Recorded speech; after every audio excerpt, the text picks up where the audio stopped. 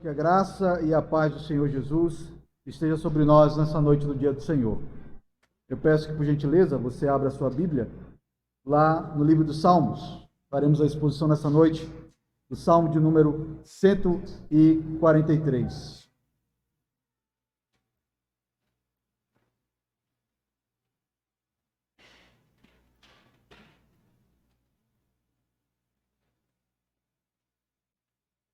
Livro dos Salmos, Salmo de número 143.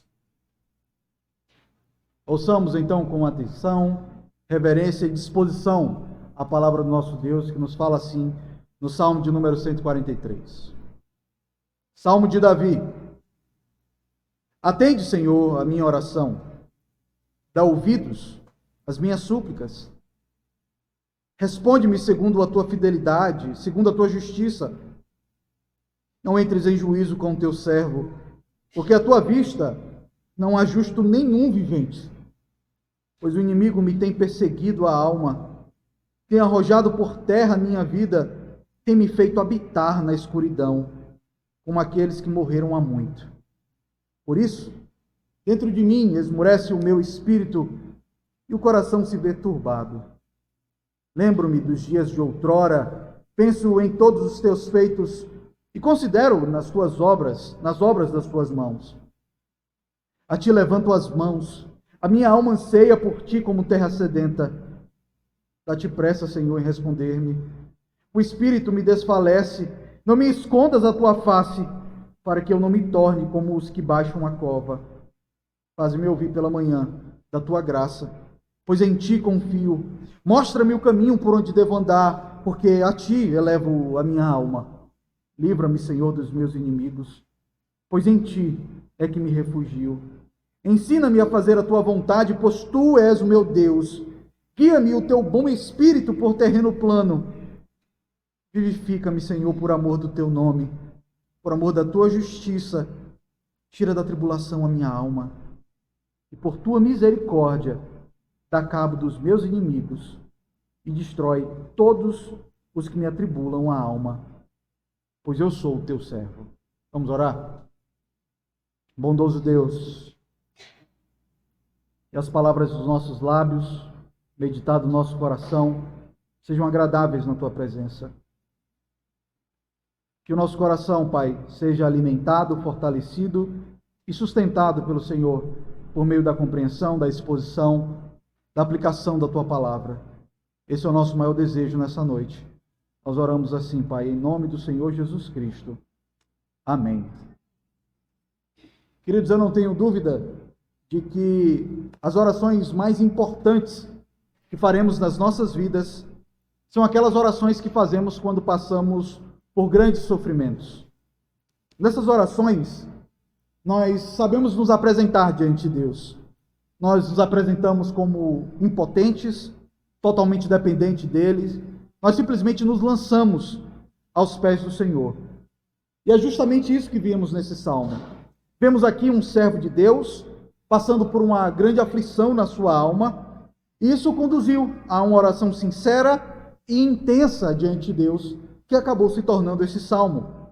Então esse salmo, ele serve para nós como um modelo de oração em meio aos fortes sofrimentos que um servo de Deus pode passar.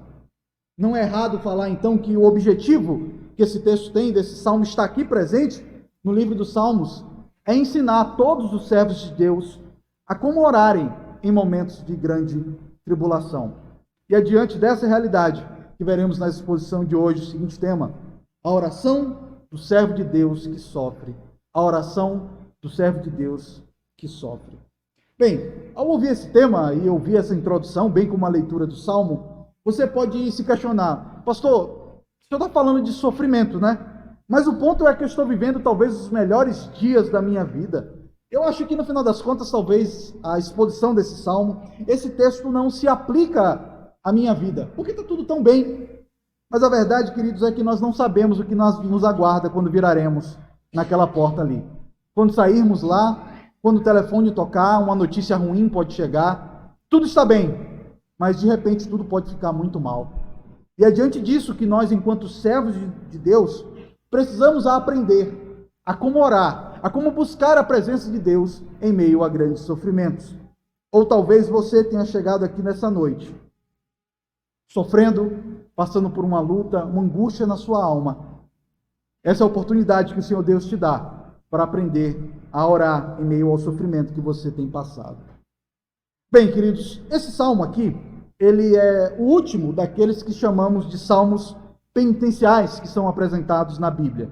Os salmos penitenciais são aqueles em que o salmista se apresenta diante de Deus, primeiro reconhecendo a sua condição de pecador, e a primeira coisa que o salmista diz, olha, eu sou um pecador, ou seja, ele se apresenta como alguém que reconhece que não merece absolutamente nada da parte de Deus, mas ao mesmo tempo, esse é um salmo em que esse pecador diz que precisa da graça do Senhor. Ele entende que é a justiça de Deus, é o favor de Deus que tem que o assistir no momento da sua dificuldade.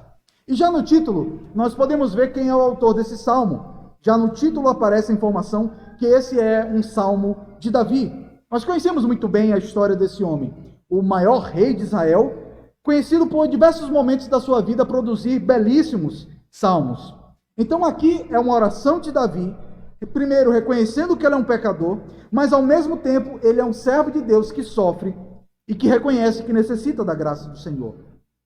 Apesar de sabermos quem é o autor desse salmo, o rei Davi, nós não sabemos exatamente em quais circunstâncias o rei Davi escreveu esse salmo. No versículo 3, vemos Davi se referindo a um inimigo que se levanta contra ele, o perseguindo. E nós vemos basicamente em dois momentos isso acontecendo de uma maneira muito intensa na vida de Davi. Primeiro, quando o seu sogro, o rei Saul, o perseguiu, querendo tirar-lhe a vida, imaginando que ele estava em algum tipo de trama para poder usurpar o trono. Mas vemos também em outro momento, talvez um momento ainda mais doloroso do que essa primeira perseguição, que é quando seu filho Absalão o destitui do trono, bem como busca tirar a vida do seu pai. O fato é que nós não sabemos exatamente em qual desses dois momentos da vida do rei Davi, ou até no terceiro momento ele escreveu esse salmo, mas a descrição presente aqui nesse salmo se aplica muito bem a essas duas ocasiões de sofrimento do rei Davi. Nessas duas ocasiões, vemos Davi com um coração extremamente turbado por angústias, e foram esses períodos em que ele produz muito dos salmos. Nós podemos ver em vários títulos de salmos, Davi escrevendo salmo quando Davi estava fugindo de Absalão, seu filho, quando ele fugia de Saul. Então, possivelmente, esse é um desses salmos em que Davi escreve em um momento de dura dificuldade de perseguição. Quando olhamos para o presente salmo, podemos perceber que ele pode ser basicamente dividido em duas partes. Nós não podemos ver na nossa tradução, mas o texto hebraico apresenta um marcador no final do versículo 6, que nós chamamos de Selá. Não sei se eu já falei em outros momentos para os irmãos, mas nós não sabemos perfeitamente o que é isso. O que significa esse Selá? Nós sabemos que é um marcador no salmo. Marca o encerramento de uma parte para início de outro. Boa parte dos estudiosos falam que possivelmente era uma pausa na música ou um interlúdio musical para começar a parte posterior. Então, o fato é que nós iremos utilizar o próprio marcador do texto original, do texto hebraico, que quando chega no versículo 6, há um rompimento e começa então, a partir do versículo 7, uma segunda parte. Então, o nosso salmo ele pode ser dividido em duas partes, a saber, a primeira parte, os versículos 1 a 6, onde Davi ora a Deus por misericórdia, porque o inimigo busca destruí-lo, e a segunda parte dos versículos 7 a 12, onde Davi expressa o que ele deseja que Deus faça por ele. Vejamos então a primeira parte dos nossos salmos, versículos 1 a 6, onde Davi ora a Deus por misericórdia, porque há um inimigo que busca destruí-lo. Vejam comigo, por gentileza, os versículos 1 e 2. Diz assim a palavra de Deus: Atende, Senhor, a minha oração. Dá ouvidos às minhas súplicas. Responde-me segundo a tua fidelidade, segundo a tua justiça. Não entres em juízo com o teu servo, porque à tua vista não há nenhum justo, não há justo nenhum vivente. No versículo 1, nós vemos duas expressões fortes de Davi. Ele fala primeiro, atende, Senhor. Ele ainda fala, dá ouvidos. E essas duas petições, ele fala em relação, primeiro, atende a minha oração e dá ouvidos às minhas súplicas. Aqui é aquela estrutura que nós conhecemos da poesia hebraica, de repetição de ideias, onde Davi busca dar mais ênfase ao desejo dele. O desejo de Davi, ele é bem simples. Só que Deus escute a sua oração. Senhor, parece que o Senhor não está me ouvindo. Por favor, escuta. Atende aquilo que eu estou pedindo ao Senhor. E então no versículo 1, na segunda parte, vemos então que o pedido que Davi faz a Deus está vinculado aos atributos que Deus tem. Ele pede algo a Deus e espera que Deus o responda de acordo com atributos ou qualidades de Deus. Vejam a segunda parte do versículo 1. Davi fala: responde-me segundo a tua fidelidade, segundo a tua justiça. Há dois atributos de Deus que Davi destaca aqui. Primeiro, a fidelidade, e segundo, a justiça de Deus. O fato aqui que percebemos já no versículo 1, que o pedido de Davi para que Deus o escute, para que Deus atenda a sua oração, está baseado não na própria justiça de Davi, ou a própria fidelidade de Davi, porque Davi sabia que ele não era plenamente fiel ao Senhor, ele não é plenamente justo. Mas se nós partirmos para orar de acordo com aquilo que Deus é, não aquilo que nós somos, a coisa muda de figura. E Davi sabia muito bem isso. E quando nós oramos, irmãos, nós não partimos como pressuposto os bons crentes que nós somos. O fato de que damos o dízimo, o fato de que estamos todo domingo na igreja, que servimos muito a igreja. Não! O fundamento da nossa oração nunca está naquilo que nós somos ou naquilo que nós fazemos. O fundamento da oração do crente está naquilo que Deus é. É por isso que Davi diz: Senhor, atende a minha oração porque o Senhor é fiel e porque o Senhor é justo. Então, no versículo 2, vemos que o salmista, Davi, ele estava ciente de que ele não era fiel nem justo. Vejam como ele fala no versículo 2. Não entres em juízo com o teu servo, porque à tua vista não há justo nenhum vivente. Aqui o versículo 2 é como se Davi anexasse uma observação ao seu pedido. Porque no versículo 1 Davi pede o seguinte: Senhor, atende-me segundo a tua justiça. E quando chega no versículo 2 ele diz: Senhor, mas tem um negócio, eu não sou justo. Consegue perceber como o ponto de Davi é: Deus, se o Senhor for plenamente justo com todo mundo, adivinha quem é o primeiro que vai sobrar? Sou eu. Eu serei o primeiro a ser condenado pelo Senhor. Eu estou pedindo que o Senhor me proteja daqueles que me perseguem, seja Absalão ou Saul. Mas quando o Senhor agir com justiça, lembra que não é a minha justiça, é a tua justiça, porque aos teus olhos, Senhor, não há nenhum justo. A depender do homem, todos serão condenados, todos serão lançados no inferno. Mas eu confio, Senhor, na tua justiça. A justiça que vem de Deus, e nós sabemos que essa justiça se revela na pessoa de Cristo Jesus. Nós veremos um pouco mais à frente da nossa exposição. E então, aqui nós podemos perceber, irmãos, a necessidade de sempre orarmos com humildade diante do Senhor. Um crente não determina em oração, mas um crente chega como um pedinte diante de Deus, como alguém que não merece absolutamente nada, dizendo: Senhor, eu não mereço tua bondade, mas por favor, seja bom, seja fiel, seja justo, mas por favor, lembra quando o Senhor olhar para mim de acordo com a tua justiça, que eu sou injusto, que eu sou um pecador. E então no versículo 3, Davi deixa bem claro por que ele está orando de maneira tão intensa. Por que essa oração tão fervorosa de Davi? Versículo 3. Pois o inimigo me tem perseguido a alma. Perceba que a perseguição não é só física. Persegue a alma de Davi. E aí ele diz: o inimigo tem arrojado por terra a minha vida. Tem me feito habitar na escuridão, como aqueles que morreram há muito. Irmãos, a poesia hebraica, ela é belíssima, há várias imagens, há várias ideias que, à medida que eu vou expondo, eu vou apresentando, é importante para entendermos a construção do salmista. E eu quero que vocês percebam 3 verbos que aparecem aqui no versículo 3. Davi primeiro fala que o inimigo o persegue, depois fala que o inimigo está se arrojando contra ele, e depois que o inimigo o fez habitar, como aqueles que morreram há muito, habitar na escuridão. A ideia aqui é que há uma perseguição progressiva. Perseguir é correr atrás, se arrojar e se lançar contra ele para o capturar, e fazer habitar é prender. é literalmente colocar algemas e prendê-lo. Então, há um processo gradativo em que esse inimigo está perseguindo a alma de Davi. O objetivo dos inimigos de Davi não era só acabar com a vida dele, mas destruir ele internamente. Você já viu aquele tipo de pessoa que é tão perversa que não necessariamente ela quer destruir o corpo do outro, mas ela quer ferir a pessoa psicologicamente, quer destruir a pessoa, fraquejar a pessoa psicologicamente? Então, os inimigos de Davi não queriam só dar cabo da vida dele, mas queriam afetar a cabeça dele, destruir a alma dele. E então ele diz que esses inimigos estão agindo de tal forma, estão prendendo, que ele está como aqueles que morreram há muito tempo. Ele já se sente completamente tomado por aquela aflição e pela angústia, que ele se sente já quase como morto.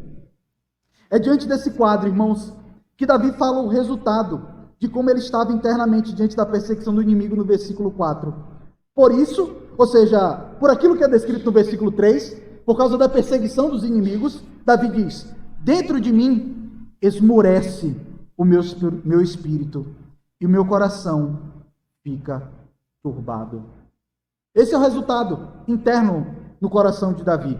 As circunstâncias externas fizeram então com que o espírito de Davi internamente esmorecesse e o coração dele ficasse turbado. Meus irmãos, aqui no caso de Davi, é uma perseguição que o faz ficar esmorecido ou turbado. Homens maus que o perseguem. Mas no nosso caso, diversas outras coisas podem afetar o nosso interior. Será que é a falta de dinheiro que está tirando a nossa paz? A falta de perspectiva? Um diagnóstico terrível? Um problema na vida? Dores constantes? O que está fazendo o seu espírito esmorecer e o coração ficar turbado?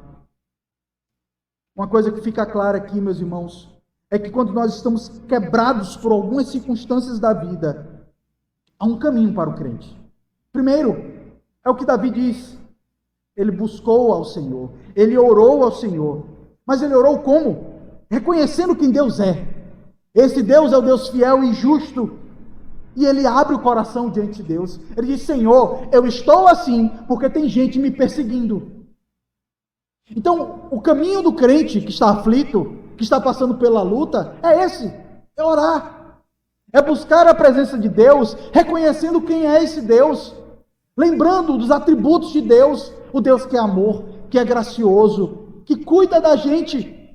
E mais, nós fazemos isso, irmãos, derramando o nosso coração na presença de Deus. Davi não tem vergonha de dizer: Senhor, está doendo aqui e está doendo assim. Não tenha vergonha de chegar na presença de Deus com lágrimas, abrindo o seu coração, dizendo: é isso que está acontecendo. O problema é isso que está turbando o meu coração, é isso que está fazendo com que o meu espírito esmoreça. Nós podemos fazer isso. E então no versículo 5, como de costume em todos os salmos penitenciais de lamento, vemos uma virada, onde Davi age de maneira muito semelhante àquilo que Jeremias irá fazer posteriormente no livro de Lamentações. Ele começa a trazer à memória aquilo que pode dar esperança a ele. Vejam comigo no versículo 5, Davi fala: lembro-me dos dias de outrora, penso em todos os teus feitos e considero nas obras das tuas mãos. Percebam que no versículo 3, Davi diz que está na escuridão. E é nessa condição de escuridão, de parece que ele não está vendo nada na sua frente, que ele começa a lembrar dos feitos de Deus. Lembro-me dos dias de outrora, de todos os teus feitos. A pergunta que surge é: sobre quais feitos Davi está se referindo? Quais são esses feitos? E eu creio que há basicamente dois pontos que Davi estava levando em conta aqui. Primeiro, Davi levava em consideração os feitos de Deus na vida dele, como indivíduo. Mas também ele levava em conta os feitos de Deus na própria história do povo de Deus. Isso é importante, irmãos, porque há momentos em nossa vida em que a escuridão e a angústia são tão terríveis que parece que nós esquecemos de todo o bem que Deus já fez na história do seu povo e na nossa própria história. Um dos grandes problemas quando nós enfrentamos dificuldades é a amnésia. Parece que nós esquecemos daquilo que Deus fez outrora, das bênçãos dele. E meus irmãos, quando nós estamos passando pelas aflições, nada melhor do que lembrar como que Deus agiu na história do seu povo. Lembrar que o Deus a quem nós oramos, em meio às nossas aflições, em nossas angústias, que nós lembramos dos feitos dele, é o mesmo Deus que criou os céus e a terra. O que é grande demais para ele? O Deus a quem nós oramos em meio às aflições, é o mesmo Deus que libertou o seu povo do Egito, destruiu o exército de Faraó, o mesmo Deus que deu o maná ao povo no deserto, abriu o mar vermelho, o rio Jordão, derrubou as muralhas de Jericó, deu ao povo a terra prometida, os libertou do cativeiro babilônico. Esse é o Deus a quem nós oramos. Lembramos dos feitos de outrora de Deus,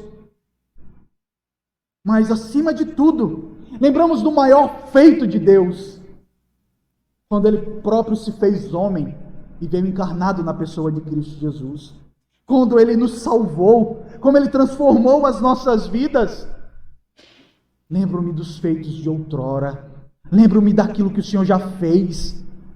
O Antigo Testamento está aqui, não é só para a gente conhecer a historinha para ensinar para as crianças, é porque essa é a nossa fé, é porque nós lembramos que esse é o nosso Deus, o Deus Todo-Poderoso, que humilha os fortes e levanta os fracos. Esse é o Deus a quem servimos.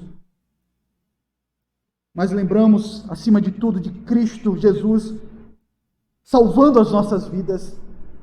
Lembram-se do antigo hino, quantas bênçãos, dize quantas são. Lembrando de cada bênção de Deus na nossa vida. Em meio à aflição, meus irmãos, comece a contar as bênçãos de Deus. Lembre dos feitos de outrora, de como Deus abençoou a vida do povo dele, e ele tem abençoado a sua vida. E é diante disso que Davi fala o que aconteceu quando ele meditou nos feitos de Deus. Versículo 5 ele diz que começou a meditar nos feitos de Deus. E no versículo 6, o efeito dele ter meditado nos feitos de Deus.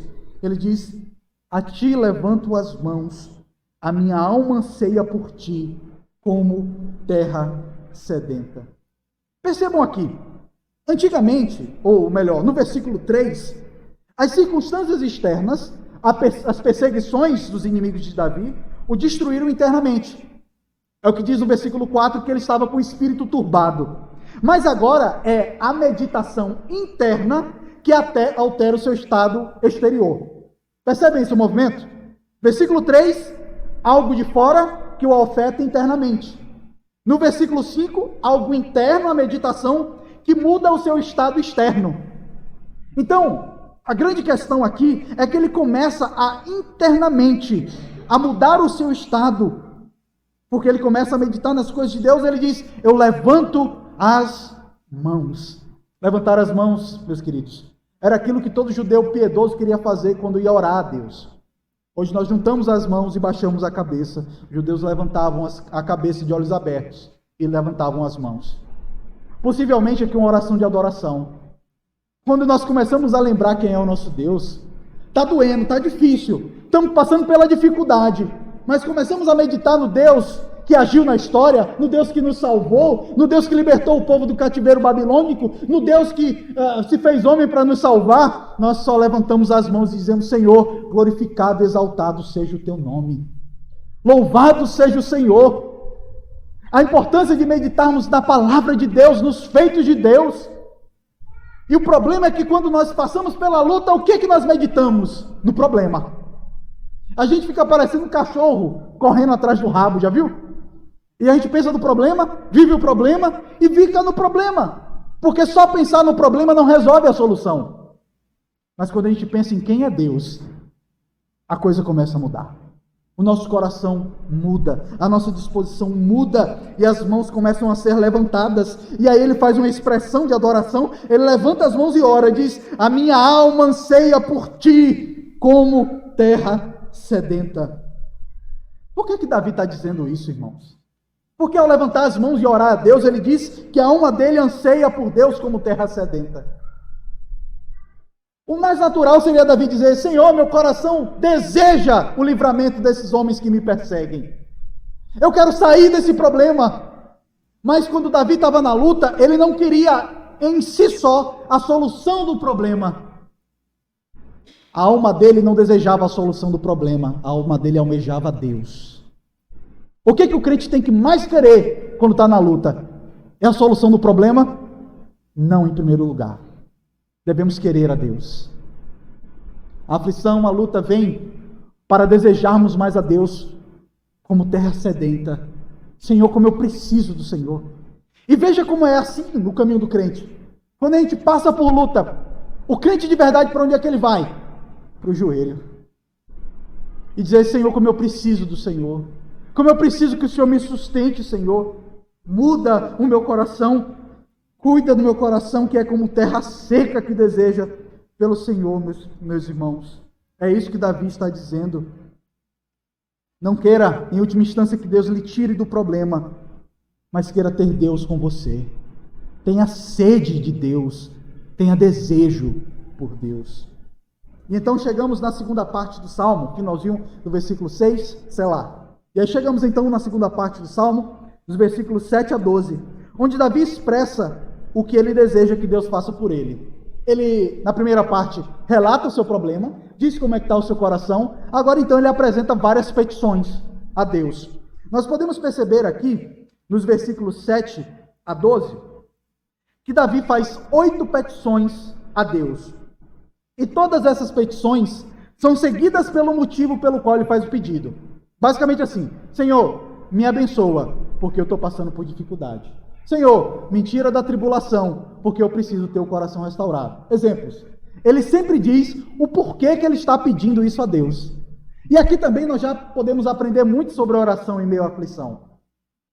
Quando nós pedimos alguma coisa para Deus, crie o hábito de dizer o porquê que você quer isso. Senhor, me ajuda a passar naquela prova que eu tenho que passar. Tá, por que você quer isso? Sabe por quê, irmãos? Quando nós começamos a dizer o motivo pelo qual nós queremos alguma coisa de Deus, o nosso próprio coração revela para Ele mesmo o que está por detrás do nosso desejo. E tantas vezes o nosso desejo, talvez algo que aparentemente é bom, mas não é pela motivação certa. Senhor, eu te peço tal coisa por esse motivo. Abençoa tal coisa por causa disso. Então vejamos as 8 petições que Davi faz a partir do versículo 7. Primeira parte do versículo 7, Davi fala: dá-te pressa, Senhor, em responder-me. O espírito me desfalece. O motivo pelo qual ele está pedindo de maneira tão intensa é porque ele entende que ele está quase morrendo. O espírito está desfalecendo. Ele está perdendo todas as forças. É como se ele estivesse dizendo, Senhor, porque eu não estou aguentando mais. Eu sou fraco. Senhor, eu não aguento tanto. O espírito me desfalece, por favor, se apressa, Senhor. Segunda petição, segunda parte do versículo 7. Não me escondas a tua face, para que eu não me torne como os que baixam a cova. Aqui Davi usa a linguagem pactual conhecida por nós. Lá em Números, capítulo 6, os versículos 24 e 26, o sumo sacerdote abençoava o povo, dizendo o seguinte: o Senhor te abençoe e te guarde, o Senhor faça resplandecer o rosto sobre ti e tenha misericórdia de ti. O Senhor sobre ti levante o rosto e te dê a paz. E aqui Davi está pedindo, Senhor, não me esconda o seu rosto. Não oculte o teu rosto de mim, para que eu não seja como aqueles que baixam uma cova, como aqueles que entram em uma condição de morte. Ou seja, a minha única esperança é o Senhor. E caso o Senhor não me abençoe, caso o Senhor não mude a minha situação, eu irei morrer, Senhor. O texto continua e vemos a terceira petição no versículo 8. Davi pede: faze-me ouvir pela manhã da tua graça, pois em ti confio. Vejam a beleza do salmo. No versículo 3, Davi está falando que ele está em uma escuridão. Eu estou cerrado, preso em uma escuridão.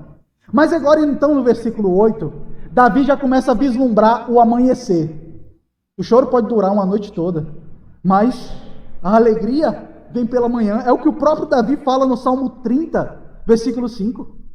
Ele está dizendo, Senhor, está tudo escuro, está tudo ruim, mas eu sei que um dia o sol vai surgir. O Senhor vai agir. Há de aparecer o sol que vai me tirar dessa escuridão. E eu confio, Senhor. Faze-me ouvir da tua graça.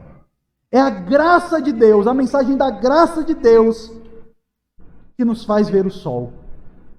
Quando estamos na escuridão, o que faz o olho do crente se alegrar, o nosso coração bater forte, é lembrarmos da graça de Deus.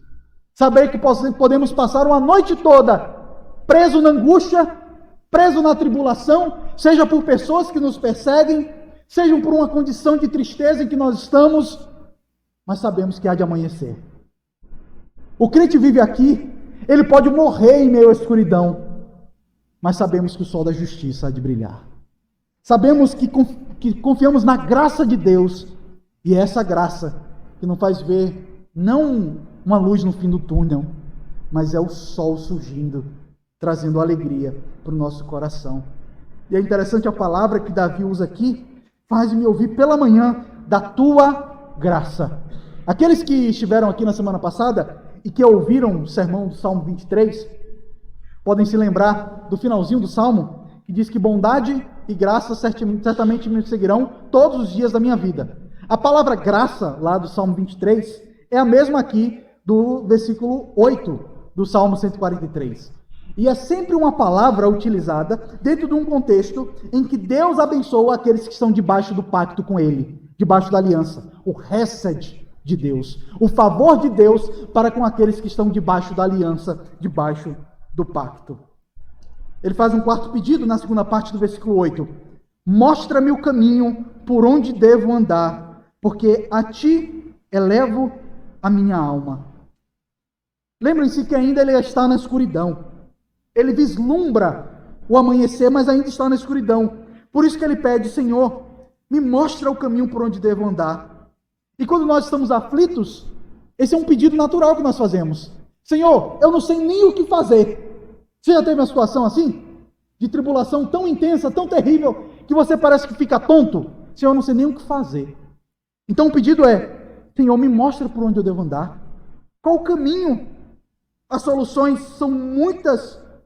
Muitas soluções aparecem para os nossos problemas. Mas Davi quer a solução que vem do Senhor. Qual é a solução de um pai de família que fica desempregado e começa a passar dificuldade para sustentar a sua família? É roubar? De forma alguma. É o caminho de Deus, a solução. Será que o caminho para que minha empresa seja mais bem-sucedida é começar a emitir notas em valores menores? É omitir e mentir sobre aquilo que eu faço no meu imposto? Pagar propina para auditores? Não, nunca é. O caminho é de Deus, para sair da dificuldade. Sempre é o caminho. Ele diz, Senhor, me mostra o caminho por onde eu devo andar. Ele ainda faz a quinta petição no versículo 9. Livra-me, Senhor, dos meus inimigos, pois em ti é que me refugio. O livramento dele é Deus, o refúgio dele é o Senhor. A sexta petição no versículo 10. Ensina-me a fazer a tua vontade, pois tu és o meu Deus. Guia-me o teu bom espírito por terreno plano. Se no versículo 8, na segunda parte, ele pede para Deus mostrar o caminho para ele, agora então, nessa sexta petição, no versículo 10, Davi não quer só que Deus mostre o caminho para ele, mas que Deus o guie, que Deus ande com ele. Lembram-se, ainda que eu ande pelo vale da sombra da morte, tu estás comigo. Eu não quero só que o Senhor diga assim, filho, vai por ali, ó, faz o caminho ali. Não, mas vai comigo, Senhor. Me mostra o caminho e me conduz pelo teu bom Espírito. Espírito com E maiúsculo mesmo. O Espírito Santo de Deus que habita nos crentes e que conduz o crente por terreno plano, por santidade, por retidão. Ele ainda fala no versículo 10, na segunda parte, guia-me o teu bom Espírito por terreno plano, pela condução do Senhor. A sétima petição, no versículo 11, ele diz, vivifica-me, Senhor, por amor do teu nome, por amor da tua justiça, tira da tribulação a minha alma. Vivifica, Senhor. Tira da tribulação a minha alma. Por quê? Por amor do teu nome. Veja como esse salmo faz um eco para o Salmo 23. Por que Deus nos dá o alimento? Por que Deus nos dá a água? Por que Deus nos conduz? Por amor do seu nome. Davi está ecoando aqui a mesma coisa que ele já disse no Salmo 23. Por amor do teu nome, por amor da tua justiça, porque eu sou injusto, porque eu sou um pecador. E se for por minha causa, eu estou completamente perdido. E então no versículo 12, ele faz a oitava e última petição a Deus. E por tua misericórdia, dá cabo dos meus inimigos e destrói todos os que me atribulam a alma, pois eu sou teu servo. O pedido aqui é que Deus dê cabo dos seus inimigos. Perceba aqui que o que Davi está dizendo não é: Senhor, me ajuda a dar cabo dos meus inimigos. Não. Senhor, que o Senhor dê cabo dos meus inimigos.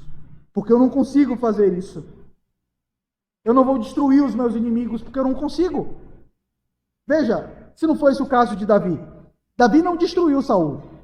Teve até oportunidade, mas não destruiu. Também ele não destruiu seu filho Absalão, pelo contrário, ele pediu para que os seus servos usassem de misericórdia para com seu filho Absalão. A esperança de Davi era a ação de Deus. A expectativa de Davi era a ação de Deus na vida dele. Bem, queridos, diante daquilo que nós vimos durante a exposição do texto, como que nós podemos trazer aplicações diretas para as nossas vidas?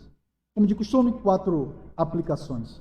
Primeiro, irmãos, nós devemos saber que o fato de sermos servos de Deus não nos isenta de tribulações que nos chegam a dar angústias mortais. Tantas vezes nós imaginamos que o fato de rendermos a nossa vida ao Senhor vai fazer com que tudo seja um mar de rosas.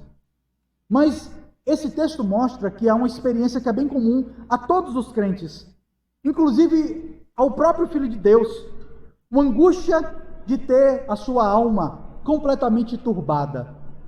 Vejam como o sofrimento de Davi descreve tão bem o sofrimento de Cristo. Os inimigos tentam destruir ele. Os inimigos o perseguem. E ele faz o que? Ele ora. Ele lembra de quem é Deus. Ele busca a presença de Deus. E é assim então, irmãos, que o próprio Filho de Deus nos ensinou que nós teríamos aflições no mundo. E quando passarmos por essas tribulações, somos chamados não a dar o nosso jeito, uma vingança contra quem nos faz mal, a usarmos de corrupção, dar um jeitinho, mas, Senhor, me conduz por tua vontade. Senhor, se possível, afasta esse cálice, contudo, seja feita a tua vontade. Se possível, Senhor, afasta de mim aqueles que me perseguem, afasta de mim essa doença, afasta de mim essa tribulação. Mas, Senhor, que seja feita a tua vontade, que o Senhor me tire dessa condição, porque eu não tenho forças para sair daqui. Jesus, irmãos, poderia destruir todos aqueles homens que se levantavam contra ele. Vejam se não foi esse o caso, quando Pedro cortou a orelha de Malco, e Jesus disse: não, você não sabe que eu podia chamar, pedir, rogar ao Pai, e ele mandaria uma legião de anjos aqui? E ele cura então a orelha de Malco, e ele diz: é Deus que me protege, eu aguardo no Senhor. E o nosso caminho, irmãos, é assim como Cristo, nos lançamos aos pés daquele que nos sustenta, que guarda o nosso coração. Devemos pedir ao Santo Espírito de Deus que nos conduza em retidão em meio às dificuldades. Senhor, que seja feita a tua vontade. Eu sei que aqui não vai ser tudo bom, mas eu confio em ti. Eu confio que o sol há de surgir. Eu estou hoje na escuridão, eu estou na tribulação, mas faz-me ouvir da tua graça ao raiar da manhã. Quando surgir amanhã, me faz ouvir da tua graça. Oh, meus queridos, nós podemos confiar que o sol da manhã há de surgir, que a tribulação há de passar, porque servimos aquele que é o sol da justiça, aquele que nos sustenta. A segunda aplicação que eu quero trazer para nós é que nesses momentos de tribulação, nós devemos buscar o Senhor de maneira intensa em oração.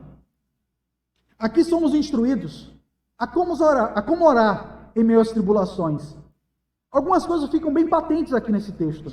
Primeiro, a humildade de Davi. A humildade do servo de Deus. Senhor, eu estou pedindo isso, mas Senhor, se o Senhor olhar lá no fundo, o Senhor vai ver que eu não mereço. Porque se o Senhor olhar para mim, não há nenhum justo sequer. E o primeiro a não ser justo sou eu. Então, o fundamento do nosso pedido a Deus é quem Ele é a graça dEle, é a bondade dEle. Não pensa que você tem crédito diante de Deus, não, porque você não tem. Não pensa que Deus olha para você e diz, olha como fulano é bonzinho. Não. Ele olha do céu e não há nenhum justo sequer. Todos se desviaram. Mas então Ele olha com um olhar de amor dEle, o olhar de justiça dEle. Mas como? Se eu sou um pecador, Deus olha para mim com um olhar de justiça? Como que eu posso olhar para um Deus pedindo a Ele justiça? Se eu sou injusto, se eu sou um pecador? É porque a justiça de Deus foi feita na pessoa de Cristo. Toda a ira justa de Deus caiu sobre Cristo, para não cair sobre nós, irmãos. E ainda assim passamos por lutas, para podermos não expurgar os nossos pecados. Mas o crente, quando sofre, é para poder se assemelhar ao servo sofredor. Sofremos, irmãos, porque somos servos do servo sofredor. É claro que não é bom sofrer. O próprio Cristo pediu para que o Pai o tirasse dessa situação. Mas nós não devemos desprezar as dificuldades e as lutas, porque o sofrimento tem uma finalidade: nos lançar aos pés do Pai. Além disso, nos tornar semelhantes a Cristo Jesus. É por isso, então, que nós chegamos diante daquele que sabe o que é sofrer.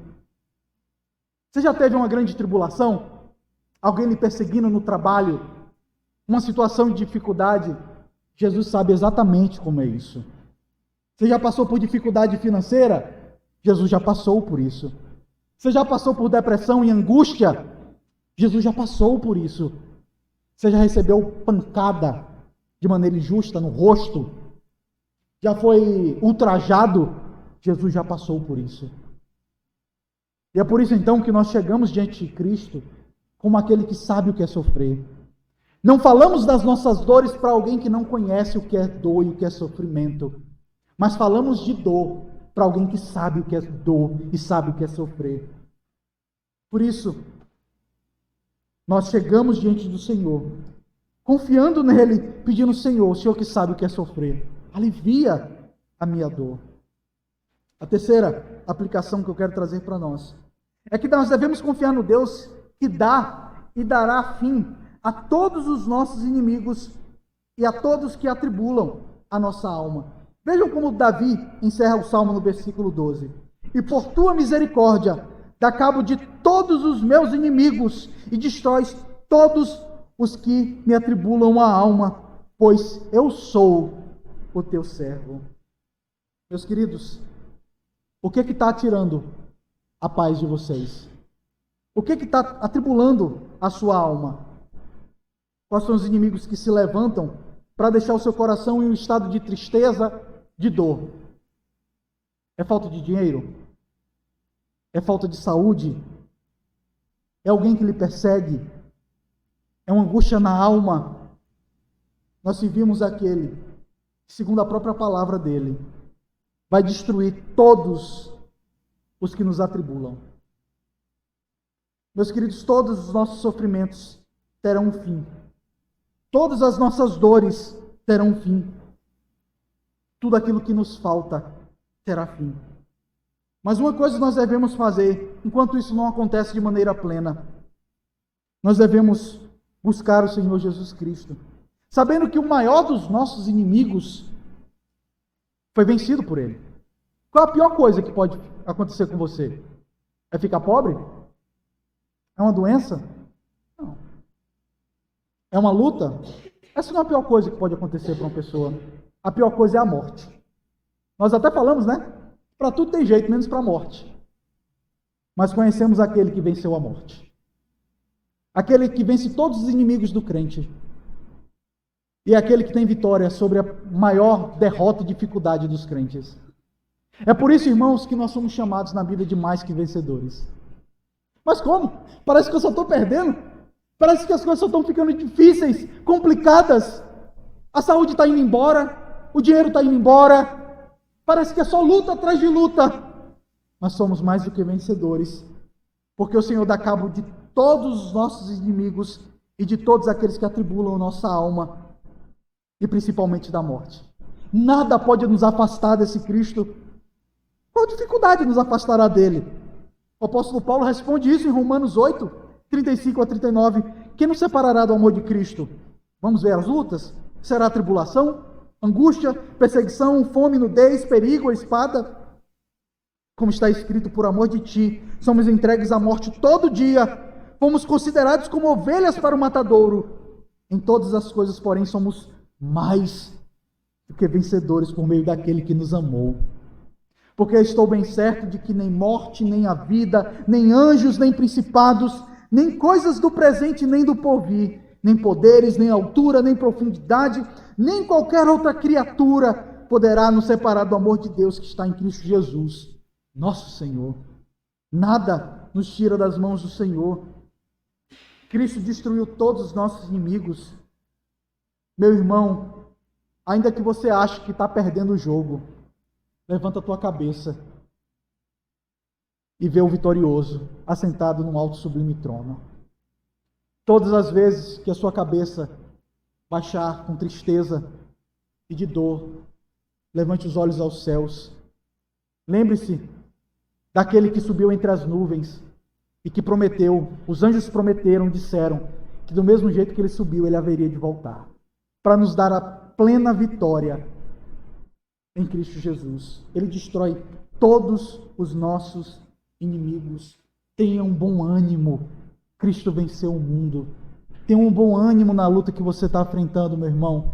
O pior que pode acontecer é a morte. E Cristo venceu a morte, sendo Ele a primícia daqueles que dormem. Minha quarta e última aplicação. Eu quero dirigir a você que está conosco e que não tem Jesus como seu único e suficiente Salvador. Quando a sua alma está aflita, para quem que você clama? É a quem que você busca? Talvez você pense, olha, mas eu sou filho de Deus, Deus é justo e não vai deixar eu passar por essa dificuldade. O problema é justamente esse, é porque Deus é justo. O problema que está sobre a vida daquele que não é crente é justamente porque Deus é justo. Porque se Deus é justo e você é um injusto, adivinha o que você merece?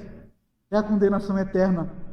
Mas então, se você se esconde em Cristo Jesus, se você confia na justiça que tem em Cristo, se você está unido a Ele, de tal forma que você tem plena consciência de que não mais vive você, mas Cristo vive em você. A justiça de Cristo é a sua justiça. Ele lhe purificou com sangue. Ele lhe purificou de toda imundície, de todo pecado. E é por isso, então, que todos aqueles que não têm Cristo Jesus são chamados nessa noite a lembrarem daquilo que o Salmo diz no versículo 3. Ó Senhor, a minha alma tem habitado na escuridão. E no versículo 2 diz, não entre em juízo comigo, porque à tua vista não há justo nenhum vivente. Mas nessa noite, o Santo Filho de Deus, o justo Filho de Deus, chama você a se esconder debaixo dele, a se acolher debaixo dos braços dele, e então ter a justiça dele. E ao ter a justiça de Cristo, no momento da luta, você vai ter um pastor que vai lhe conduzir pelo vale da sombra da morte. Ele não vai lhe abandonar. E ele lhe conduz para a mesa gloriosa. A mesa que ele prepara na presença dos adversários. Eu estou me referindo ao Salmo 23 constantemente porque é o mesmo autor. É isso que está na mente de Davi.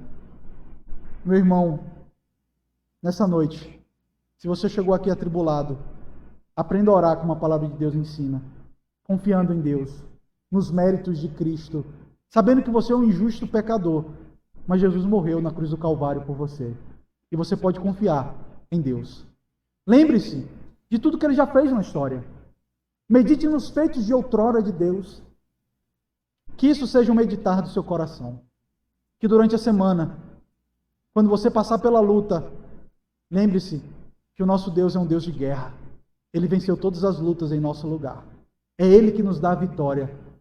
E é Ele que subiu aos céus, abrindo as portas das mansões celestiais para nós. E é nele que nós confiamos, no Filho de Deus, Jesus Cristo. E você que está aqui nessa noite, e não tem Jesus como seu único e suficiente Salvador, o justo Deus lhe chama a reconhecer que você é um injusto, que você é um pecador, e que você precisa se arrepender e crer no Evangelho de Cristo, e ser coberto com a justiça de Cristo, para ter paz com Ele. Justificados, pois, mediante a fé, temos paz com Deus por meio de Cristo Jesus. Hoje, se você ouvir a voz de Cristo por meio da pregação da palavra, não endureça o seu coração. Vamos orar? Senhor Deus, obrigado, Pai, por tua justiça, por tua bondade, porque o Senhor nos promete a vitória sobre todos os nossos inimigos. Não somos nós que daremos cabos dos nossos inimigos, Senhor, mas é o Senhor que destrói todos os nossos inimigos, destrói a morte, destrói a aflição, tudo. Ó Pai, se há pessoas que estão aqui no nosso meio nessa noite, sofrendo de severa angústia no coração, incerteza a respeito do futuro, dá a elas, Senhor, a sabedoria de saberem como orar. Dá a elas, Senhor, a convicção de que o Senhor assiste elas em meio à angústia, em meio à dificuldade. Que elas possam encontrar consolo na Tua palavra, Senhor. Que assim como Davi, que estava sendo perseguido, eles possam lembrar dos feitos do Senhor de outrora, Pai. Ó Senhor, nós pedimos também por aqueles que estão conosco e que não têm Jesus como único e suficiente Salvador, Pai. Que esteja bem patente diante dos olhos deles a injustiça em que eles estão e a justiça do Senhor. Ó Pai, que eles queiram se revestir de Cristo, se revestir da justiça de Deus na pessoa de Cristo e que eles encontrem paz, graça nessa noite. Que eles possam nessa noite dizer que nada os separará do amor de Deus em Cristo Jesus, ao se renderem aos pés do Senhor Jesus. Nós oramos assim, Pai, em nome do nosso Senhor, o autor e consumador da nossa fé, o Senhor Jesus Cristo. Amém.